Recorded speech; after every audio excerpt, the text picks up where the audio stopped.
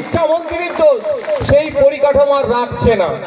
আপনারা দেখেছেন কত স্কুলে সেন্টার বন্ধ হয়েছে, 921টা সম্ভবত স্কুলে মাধ্যমিকের আর সেন্টার হচ্ছে না, অর্থাৎ ছেলে মেয়ে আর পরীক্ষা দিচ্ছে না বলে সেন্টার বন্ধ হয়ে যাচ্ছে। আজকে দেখুন সারা রাজ্যে প্রায় 8,500 শিক্ষা প্রতিষ্ঠান বন্ধ হয়ে যাচ্ছে। আমরা কি ভাবছি হয়তো হচ্ছে হোক, কিন্তু ক্ষতি আপনার হচ্ছে, যারা এই চটে বসে আছেন তাদের ক্ষতি হচ্ছে। কারণ সরকারি শিক্ষা প্রতিষ্ঠান বন্ধ হয়ে গেলে কি হবে, আপনার ছেলেটা আর সরকারি শিক্ষা প্রতিষ্ঠানে যেতে পারবে না, অর্থ দিয়ে আপনার ছেলেকে বেসরকারি শিক্ষা প্রতিষ্ঠানে পাঠাতে হবে। স্বাভাবিকভাবে সবার আর্থিকভাবে সচ্ছল নয়, তাহলে ছেলে মেয়েগুলো আর পড়াশোনা করবে না, স্কুল ছুট হয়ে যাবে। ওই নেতাদের ছেলেরা শিক্ষিত হবে আর আমরা যারা ভোটারদের ছেলেরা ওই তলনীতিই থাকবে। এখানে যারা উপস্থিত হয়েছেন এবার একজন হাত তুলে বলুন তো, কজনের ছেলে মেয়ে বেসরকারি স্কুলে পড়ে? বাংলা ভাষায়, পাতি ভাষায়, চলতি ভাষায় বলছি, কতজনের ছেলে মেয়ে টাকা দিয়ে শিক্ষা নেয়? হাত তুলে দেখান তো। 1 জন, 2 জন বেসরকারি স্কুলে পড়ে, 2 জন, 3 জন, 4 জন, 5 জন, 6 জন, 7 জন, এই 7-8 জন, এখানে 1000 খানেক মানুষ আছে আমরা। তাহলে 7-8 জনের পরিবারের ছেলে মেয়েরা বেসরকারি স্কুলে গিয়ে পড়াশোনা করে। ম্যাক্সিমাম আমাদের ছেলে মেয়েরা কোথায় পড়ে? সরকারি স্কুলে। প্রথম কথা, সরকারি স্কুলগুলোকে বন্ধ করে দেওয়ার অপচেষ্টা চালাচ্ছে। দ্বিতীয় কথা হচ্ছে, যদি বন্ধ করে দেওয়া তারা সাকসেস হয়ে যায়, তাহলে আপনার আমার বাড়ির ছেলে মেয়েরা যারা হাত তোলেনি তাদের ভবিষ্যৎটা কি হবে? কোথায় যাবে তারা? তলনিতে চলে যাবে। মূর্খ হয়ে আমরা থাকবো। আমাদেরকে যত মূর্খ করে রাখতে পারবে নেতাদের তত লাভ। আর এই যে স্কুলগুলো বন্ধ হচ্ছে, 8,500 শিক্ষা প্রতিষ্ঠান বন্ধ করতে চাইছে, কোন এলাকায় হচ্ছে? যেখানে সংখ্যালঘুরা থাকে, যেখানে দরিদ্ররা থাকে, যেখানে আদিবাসীরা থাকে, যেখানে পিছড়ে বর্গের মানুষেরা থাকে, যেখানে মধ্যম সমাজের মানুষেরা বেশি থাকে। খোঁজ নিয়ে দেখুন, সেই সমস্ত শিক্ষা প্রতিষ্ঠানগুলোকে বন্ধ করার অপচেষ্টা চালাচ্ছে এই রাজ্য সরকার। তাই আমাদেরকে ঐক্যবদ্ধ হতে হবে।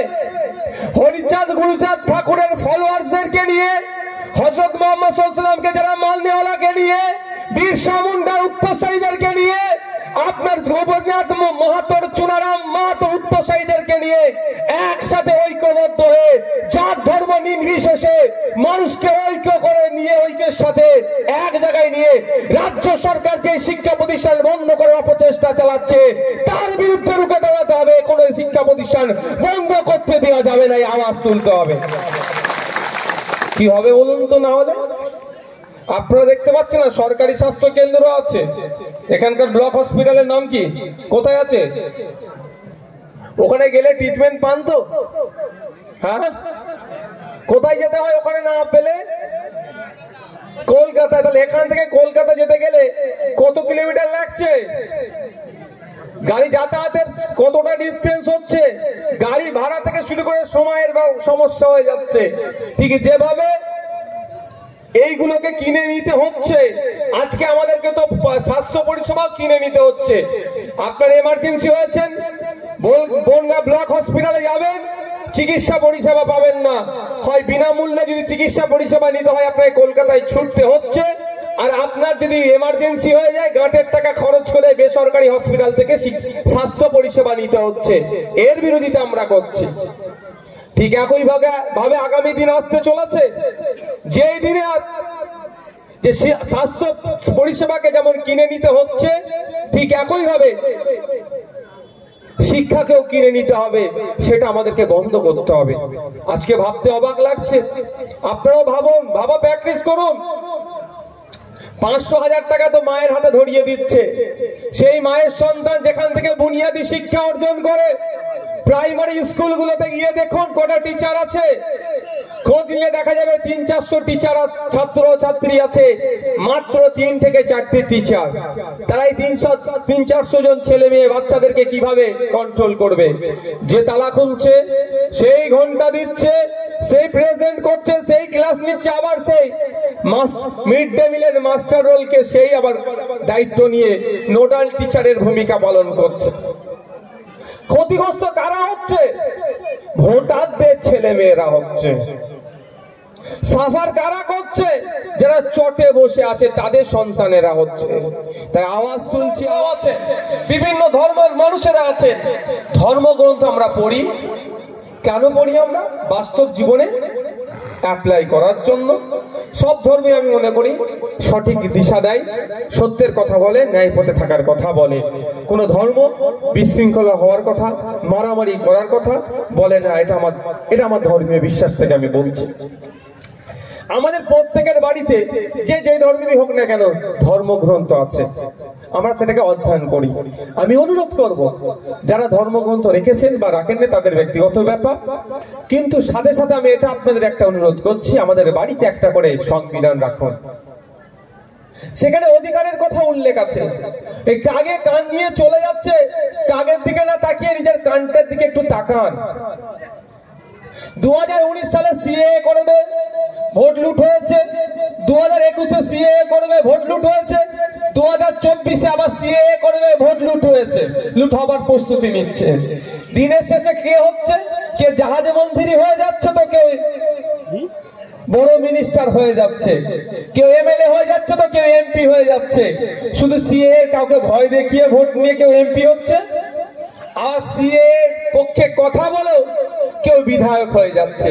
কিন্তু চটে বসা মানুষ ক্রমশ তলানিতে চলে যাচ্ছে। আমি একটা কথাই জোর গলায় এখানে বলে যাচ্ছি, জোর গলায় বলে যাচ্ছি, সিএএটা হচ্ছে একটা ভোট ধরা কল। আপনার ইঁদুর ধরা কল তো অনেকের বাড়িতে আছে না? অনেকের ইঁদুর ধরা কল দেখেছেন তো? ওর মধ্যে খাবার টাবার কিছু দিয়ে রাখে, ইঁদুর ঢুকে যায়, খাবারটা খাওয়ার লোভে আটকা পড়ে যায়। একদম সিএএটা হচ্ছে না ভোট ধরা কল। তৃণমূল তারও মতো ব্যবহার করছে, বিজেপির মতো ব্যবহার করছে। মধ্যখান থেকে মানুষ বঞ্চিত হচ্ছে অধিকার থেকে।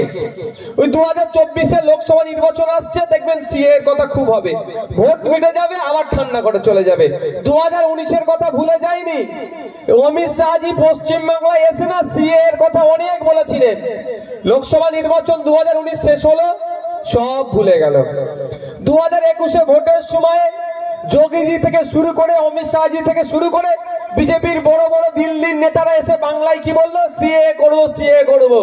আর মমতা ব্যানার্জি, অভিষেক ব্যানার্জি, তার দলের সাঙ্গপাঙ্গরা সিএএ কে আটকাবো আটকাবো আটকাবো, ওরা বলছে করবো, এরা বলছে আটকাবো। ভোটটা সুন্দরভাবে দুটো ভাগে ভাগ করে নিল। ভোট মিটে গেল 21, 2023 কোনো খবর নাই। কি দেখলাম? নভেম্বরের 29 তারিখে সম্ভবত 2023-এর অমিত শাহজি কলকাতায় আসে কি বললো? সিএএ করব। মানে আমি বুঝতে বললাম আবার ভোট আসছে। একটা সময় ছিল রাস্তা সারাই হলে, রাস্তায় মেরামত হলে আমরা বলতাম কি এবার ভোট আসছে। পিজের গন্ধ নাকে আসলে এবার ভোট আসছে।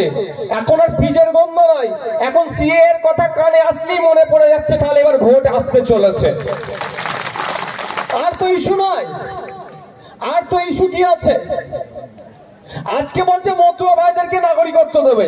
আমি জাস্ট একটা কথা এখানে রাখতে চাই মতুয়া ভাইদের উদ্দেশ্যে, মতুয়া ভাইরা কি আমাদের নাগরিক নয় দেশের? তারা কি নাগরিক নয়? আবার কি নাগরিকত্ব দেবে? আমরা যে সরকারি স্বাস্থ্য কেন্দ্রে যাচ্ছি তারাও যাচ্ছে, আমরা সরকারি চাকরি করছি তারাও করছে, আমরা সরকারি বাসে চড়ছি তারাও করছে, আমরা রেশন দিচ্ছি তারাও নিচ্ছে, আমরা যা নিচ্ছি তারাও পাচ্ছে। তারা কি নাগরিক নয়? আবার নাগরিকত্ব দিবেন? বোকা বানানো হচ্ছে। মতুয়া ভাইদের উদ্দেশ্যে বলবো, একটু চোখ কান খুলে রাখো। শুধু ভোটের জন্য নাগরিকত্বর জিগির তুলছে, ভোট মিটে যাচ্ছে, আবার বোকা বানাচ্ছে। সময় এসেছে, কি মতুয়া, কি আদিবাসী, কি দলিত, কি মুসলিম, কি নাগরিক, প্রত্যেক নাগরিককে বলবো আসুন অধিকারের নিরিখে ভোট হোক। অধিকার কোথায় আছে? আর সংবিধানে লিপিবদ্ধ আছে, সংবিধানটাকে পড়ুন। সংবিধানে সেখানে আপনার স্বাস্থ্যের কথা বলা আছে, সেখানে অন্যের কথা বলা আছে, বাসস্থানের কথা বলা আছে, শিক্ষার অধিকারের কথা বলা আছে। আমি অনুরোধ করব আপনাদেরকে সংবিধানটা পড়ুন আপনারা, তাহলে বুঝতে পারবেন অধিকার কিভাবে আছে। আর অন্যথায় কাগে কান নিয়ে চলে গেছে, কাগের দিকে তাকাচ্ছেন, কানে কানই আছে কিন্তু কাগের দিকে তাকাচ্ছেন। এইভাবে 75 বছর বোকা বানিয়েছে। সময় এসেছে সংবিধান সম্পর্কে সচেতন হন, সংবিধানকে অধ্যয়ন করুন, অধিকার সম্পর্কে আপনি জানতে পারবেন।